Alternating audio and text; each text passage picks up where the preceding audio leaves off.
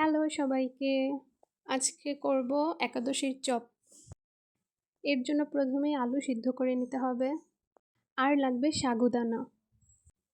সাগুদানাটাকে গরম জলে একটু ফুটিয়ে নিতে হবে। এর জন্য চুলায় বসিয়ে দিলাম। আর আমার একটু জিরের গুঁড়ো লাগবে, সেজন্য জিরাটা টেলে নিচ্ছি। সাগুদানাটা সিদ্ধ হয়ে গিয়েছে, এখন একটু জল ঝরানোর জন্য রেখে দেব। জিরের গুঁড়োটাও করে নিলাম। চপের জন্য কিছু শুকনো মরিচ লাগবে, ওগুলোও ভেজে নিচ্ছি। আলুটা সিদ্ধ হয়ে গিয়েছে, এখন মেখে নিব। আলু সেদ্ধর সাথে ফুটিয়ে রাখা সাগুদানাটা মেখে নিব।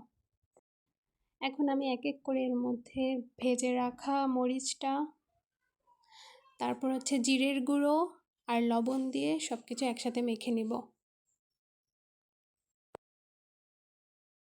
আর যাতে স্টিকি ভাবটা না থাকে সেজন্য দিয়ে দিব কিছুটা তেল। আমি কিন্তু এখানে সানফ্লাওয়ার অয়েলটা ইউজ করেছি।